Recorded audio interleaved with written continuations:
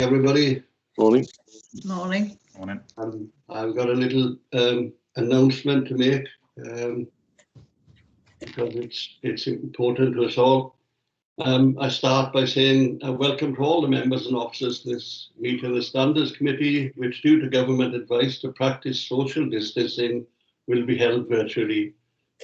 The open part of the meeting is being recorded and will be available via the Council's website to be viewed as soon as is possible following the meeting. Everyone participating in the meeting will be accessing this meeting from remote locations. Please could everybody ensure that mobile phones are switched off or switched on to silent mode. Members will have received an electronic copy of the agenda. I will ask the monitoring officer to present the summary of the key points. For the record, the agenda can be viewed on the Council's website. Those in attendance will be speaking at various points during the meeting, and those speaking may switch their cameras on at that point. But I would ask that, with the exception of myself as chairperson, at all other times, keep your cameras and microphones switched off, as this will help to minimize any background noise and interference and to ensure the connection remains as stable as possible. If any member and officer wishes to raise a point or question, you should press the hands up icon on the screen at the top right-hand side of the Microsoft Teams window, and I will come to you in the order I receive the request. Please do not use your microphone until I invite you to do so. Please also do not use the chat button, as on Teams we cannot clear any text on the meeting recorded as we could when we were previously using Skype for meetings. Please also lower your hand once you have finished speaking. An officer from Democratic Services will be supporting the meeting and will be monitoring the use of microphones throughout its duration, and where necessary, will mute those not being used. Before we commence, I will now ask the officer from Democratic Services to announce the names of the members in attendance. If you could do that for us, please, mate. Certainly.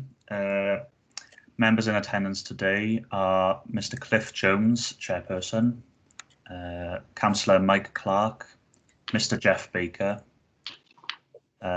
Mrs. Judith Keeley, and Councillor Gavin Thomas. Thank you, Mike. Right. Right. The agenda item 1 is apologies for absence. Do we have any apologies for absence from members? Just Councillor Paul Davis. Okay, thank you. Declarations of interest. Have we any declarations of personal or prejudicial interest of members?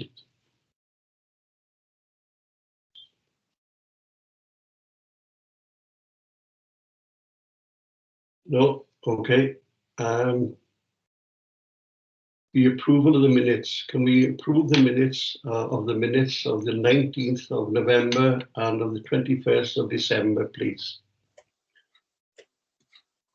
I'll propose that. Okay. Anybody second that? Second, I'll second. Okay. Thank you, Chair. Thank you very much. And agenda item 4. Local government and elections, Wales. Perhaps Kelly, you could help us with this, please. Thank you, Chair. You have got a report which has been circulated in your pack. I just wanted to bring this today to give you a very brief update on the implications of the Act, the Local Government and Elections Wales Act, the implications it will have for Standards Committee. So essentially, the Act was passed by the Senedd in November 2020, and it received royal assent on the 20th of January 2021. It is a big piece of legislation. There's got quite a number of parts in there which affect local government, town and community councils are impacted, and also there are some impacts for Standards Committee. There's quite a complex timetable of implementation, so not everything has come in at once. There are some issues that come into force in May 2021, And then a substantial chunk of it really is going to come into force to coincide with the local government elections in 2022. So paragraph 4, you can see that we've set out there the 3 main areas where it's going to have an impact on the Standards Committee. The first one is the duty of leaders of political groups in relation to standards of conduct. So this basically requires the leaders of political groups within the council to take reasonable steps to promote and maintain high standards of their own members within their group. And then those leaders must cooperate with the committee in the exercise of any of the committee's functions. What I would suggest is once we've got more detail on this element, we will invite the current group leaders of Bridgend Council to the Standards Committee, just so you can have an introduction and outline what you expect from them. The second part is the duty of the Standards Committee to make an annual report, and that's basically a report which you will take, as it suggests, on an annual basis to outline what you've done in the past and it's a financial year, so what you've done in the past year. It would give a summary of the investigations you've undertaken. It would say what training the Standards Committee have been offered, and it would outline what policies you've reviewed or asked to be taken into consideration. And then the final part, which has a direct impact on the Standards Committee, is the section on investigations by the Public Services Ombudsman for Wales. So there are some amendments to the Local Government Act 2000 and some other acts in relation to how the Ombudsman carries out its investigation. Again, we are waiting for some more detail on that, but once we've got that detail, I propose to bring a full report outlining those changes to you. Chair, unless you've got any questions, I'd ask the committee to note the report and more importantly to note that I'll be fetching further reports once we've got the regulations and the guidance in place to support the Act. Thank you, Chair. Thank you very much, Kelly. Does anybody have any questions for Kelly on this item?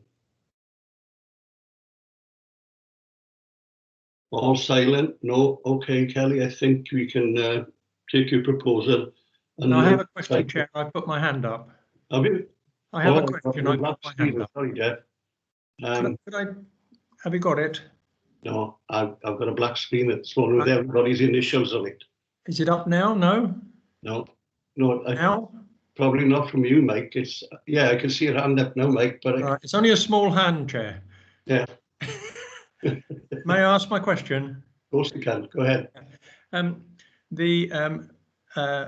Kelly mentioned the situation with regard to borough leaders, if you like. What's the likely follow through in terms of advice and whatever for town and community councils in terms of the responsibilities of leaders? Thanks, Councillor Clark. At the moment, as I keep saying, basically in every meeting I go to, we've got the bare bones in this legislation, but it is really bare bones. And what we are waiting for is the substantive regulations and guidance to follow. So at this point, unfortunately, we don't know if that is going to follow through to town and community councils. The indication is that it's going to be borough councils, but obviously once we've got the regs, we'll know more and I can update you further at that point. Thank you very much. Thank you, Mike. Jeff? A question, please. In my experience of hearings concerning councillors, a significant number have concerned independent councillors. What does the legislation propose for leadership of such groups? Who will be responsible for trying to corral these people? Because sometimes they don't have, in my experience anyway, a great deal of collective discipline. Thanks. Yeah, again, we haven't got the detail on that. And once we have, I'll fetch a fuller report to explain all the different ramifications and how it affects groups and obviously individual members as well. Thank you. Okay, Jeff? Right. Thank you, yes. Thank you. Mike, I don't know if you can help me, but all I can see now is a black screen with white circles with everybody's initials on. Yeah, that should be fine. It's because everyone's cameras are off, other than yours. Yours is the only one that'll be showing. Right. Thank you. Until someone puts their camera on. So like I've just done now, you should be able to see myself here now. Okay. Thank you, Mike. I knew that. Everyone is still here though. No, thank you, Mike. I knew that. I was just testing you. Yeah. Right, Mike. Thanks very much. Okay, we can move on, I think, now to agenda item 5. That's standards committees and hearing processes. Again, Kelly, perhaps you could help us, please. Thank you, Chair. This is the next report on your agenda. I thought it was quite timely to remind you of the process to be adopted when you're dealing with a hearing. As you know, you've got the obligation to consider investigations that are referred to by the Public Services Ombudsman for Wales. The committee has previously agreed the procedure, and I just wanted to bring it to everybody's attention because we have got new members. So attached at Appendix 1 is the adopted procedure that the committee will follow when you have a hearing following an investigation by the Public Services Ombudsman. All elected members will be offered training on the Code of Conduct, and as you're aware, we did run training sessions the end of January, beginning of February, and I know some, if not all of you, attended that training. I haven't got anything to say on the procedure really, Chair. It's there for you set out in Appendix 1. I'm happy to take any questions you've got, but I would ask you to note that that is the procedure that we'll follow for future hearings. Okay, thank you, Kelly. Could I say, sorry, I'm looking at Jeff. You got a hand up, or was it your hand still up from the last one? No, it's a new one. Right. I don't recall being invited to attend any training with members. I don't know.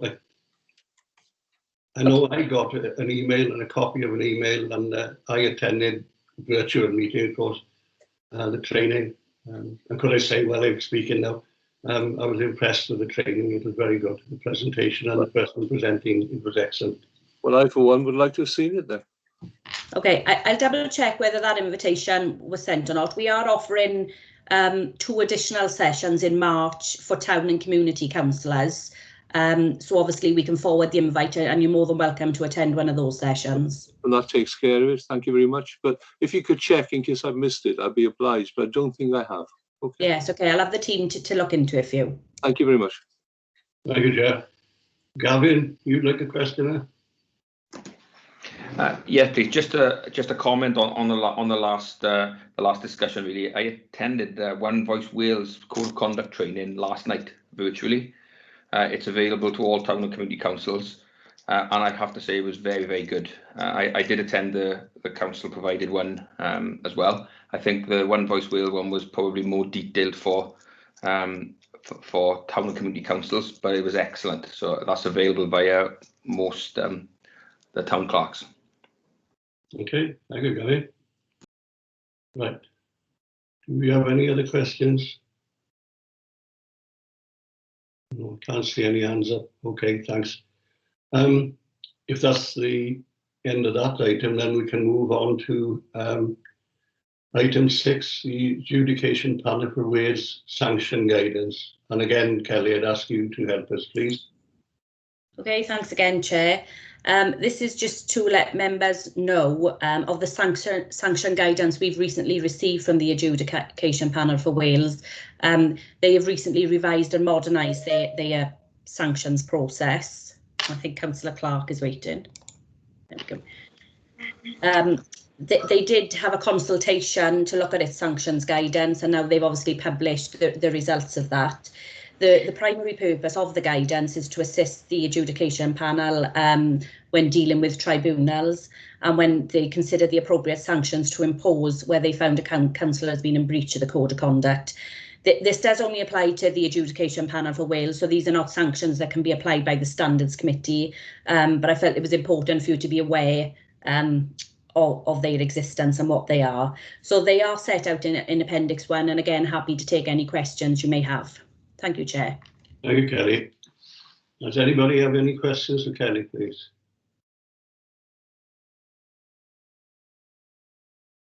Morning, Phil.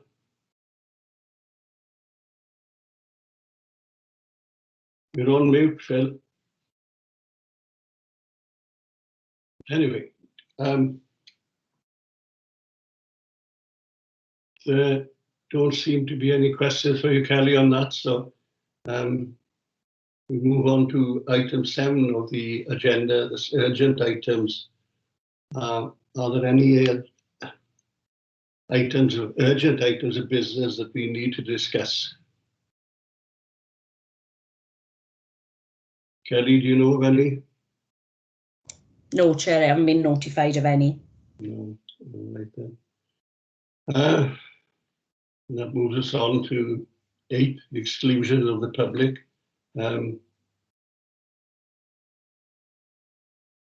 Is there anything there that requires us to exclude the public? Chair, I think you're going to be asked to approve minutes. You dealt with the substantive item in closed session.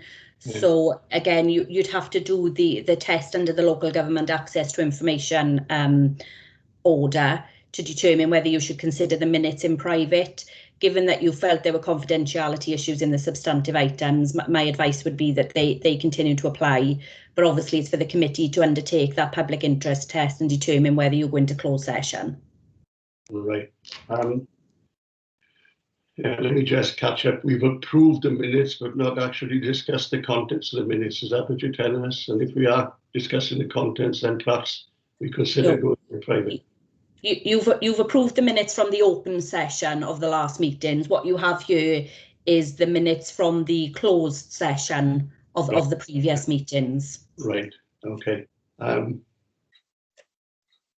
And is there anything in there that you can advise us that might be considered that we should? The information in those minutes will contain confidential information relating to individuals.